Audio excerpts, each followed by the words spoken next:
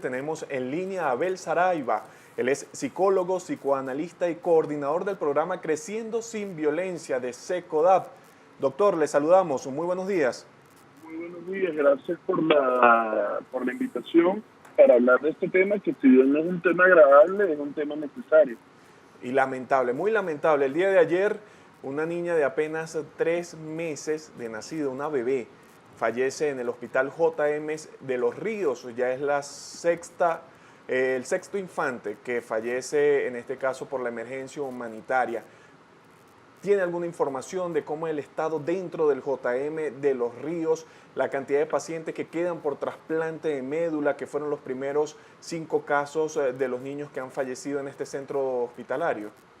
Sí, mira, lo primero que hay que decir es que todos los días efectivamente mueren niños en el hospital, sin embargo no todos mueren por las mismas patologías, no en el mismo servicio. Los casos que desde SECODAP y Prepara Familia tenemos claramente identificados que murieron a espera del trasplante son efectivamente 4, ¿verdad? Evidentemente todos los días van a estar falleciendo niños porque es un hospital al que llegan múltiples patologías, es decir, tratando de ser lo más responsable en la información que te ofrezco. Ahora, lo que es muy importante aquí destacar es que todos los días pueden morir niños por patologías médicas. Es admisible que ciertas enfermedades no respondan al tratamiento. Eso puede pasar. Lo que es inadmisible es que niños mueran a la espera de tratamiento. Y allí es donde se expresa de manera más marcada el impacto de esta emergencia humanitaria, porque cuando vemos que por decisiones políticas los niños no están recibiendo, o sea, los hospitales no reciben los recursos necesarios y en consecuencia los niños no reciben los tratamientos que requieren, efectivamente esto produce sufrimientos y muertes, lo cual es característico de las emergencias humanitarias complejas. Ahora, doctor, estamos hablando con Abel Saraiva de SECODAP. Le saluda Fernando Tineo, 8:38 minutos de la mañana. ¿Cómo de alguna manera preparar a las personas que están dentro de este hospital, que tienen a sus hijos allí y que ven que el compañerito que está al lado en la cama pues murió la noche anterior o pocas horas antes y el sistema no está colaborando para que los otros niños que están en esa habitación pues estén en proceso de curarse y no de morir? Bueno, lo que tú planteas es un tema crítico porque efectivamente cada vez que en una sala de hospital muere un niño, esto produce mucha angustia en los niños que están en la sala y por supuesto de sus familiares que conscientes de que no se están tomando medidas necesarias para poder generar el tratamiento adecuado, efectivamente hay un altísimo riesgo de que estos niños mueran.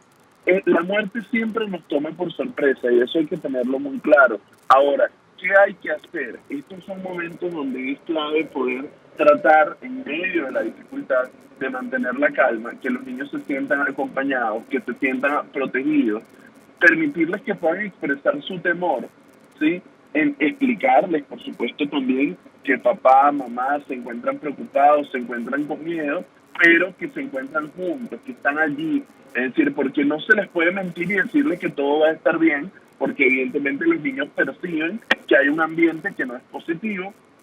Ahora, pero tampoco significa aterrorizarlos. Hay que plantear que efectivamente se está haciendo lo posible por encontrar una solución, que tienen allí a su papá, a su mamá, al familiar que esté acompañándolo y que cuentan con ellos y de alguna manera ir llevando ese proceso. Lamentablemente, esto que voy a decir es muy doloroso, pero inclusive cuando ya sabemos que la muerte es inminente, en algunos casos donde pareciera que aún con el tratamiento no hay perspectiva de recuperación, en ese momento es clave poder permitirle al niño despedirse, poder hacer cierre, permitir que los familiares también puedan despedirse. En muchos momentos es necesario, y esto no solo en el contexto de una emergencia humanitaria como la que vivimos, sino también pensando en todo lo que significa siempre el proceso de muerte en situaciones hospitalarias. Esto es un proceso que es complejo, que no se puede hacer de golpe, que hay que ir haciendo paulatinamente, de manera tal que ese sufrimiento pueda ser canalizado de la manera más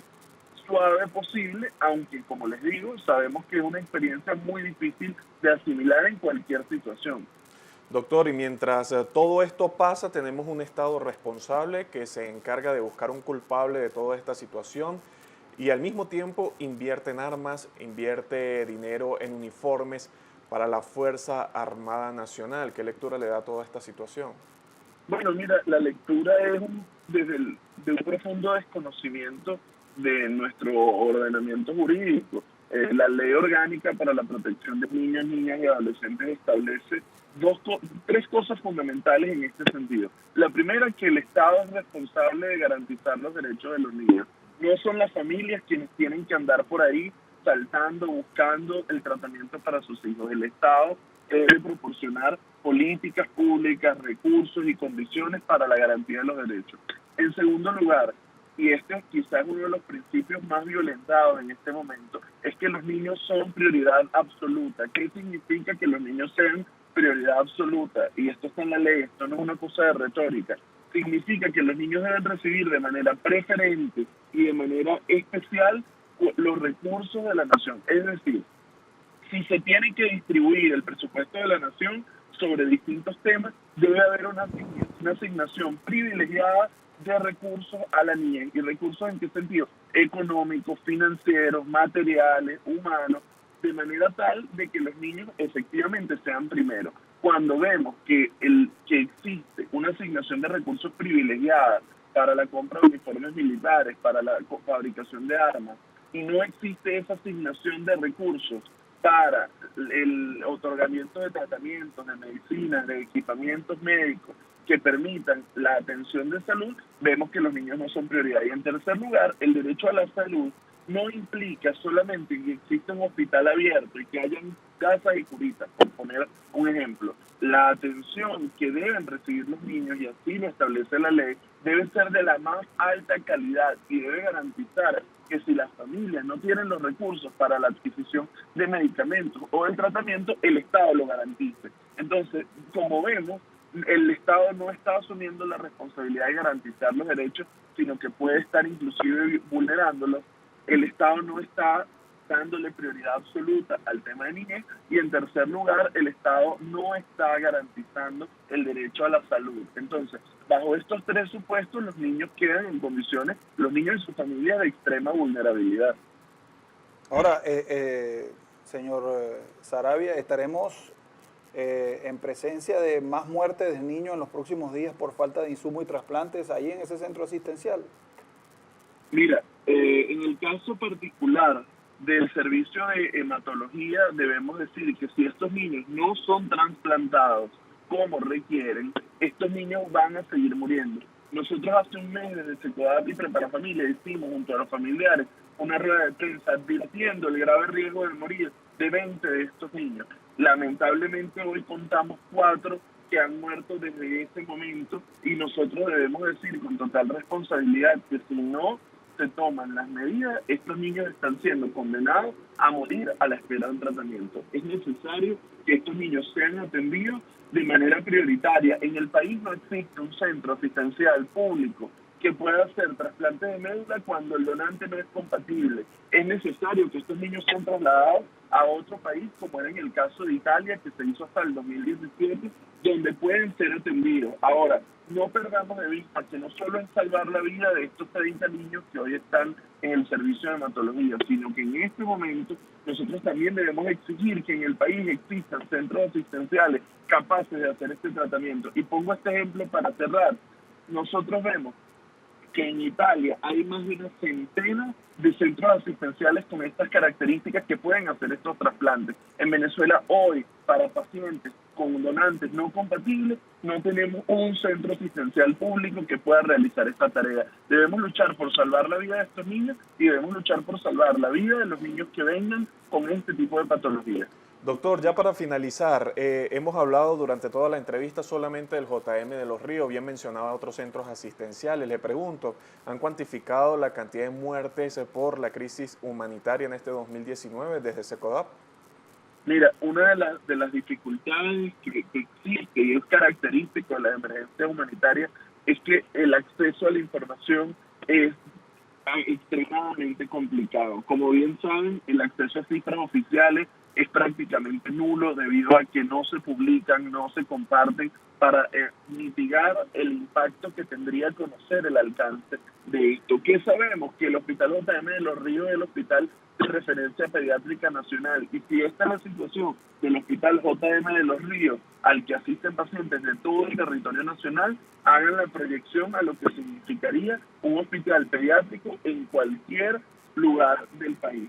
Sabemos que los niños cada vez tienen menos espacios para ser atendidos y lamentablemente esto ocasiona muerte y sufrimiento. Quisiéramos poder tener una estimación precisa de cuánto es el impacto de muerte que ha producido esta situación, pero lamentablemente no tenemos acceso a cifras oficiales que nos permitan con responsabilidad y seriedad ofrecer un balance. Bien, le damos las gracias a Abel Saravia de Secodab, pues quien nos ayudaba a ver un poco este panorama sombrío sobre los más pequeños. Los niños en Venezuela se nos mueren por falta, bueno, de medicamentos, de insumos, de trasplantes y de muchas otras patologías. Esta niña que murió ayer al parecer tenía meningitis y no pudo ser tratada y bueno, lamentablemente murió pequeñita sin poder pues vivir un poco más y disfrutar de esta vida que tenemos, que en este momento es tan dura, pero que estoy seguro la vamos a cambiar.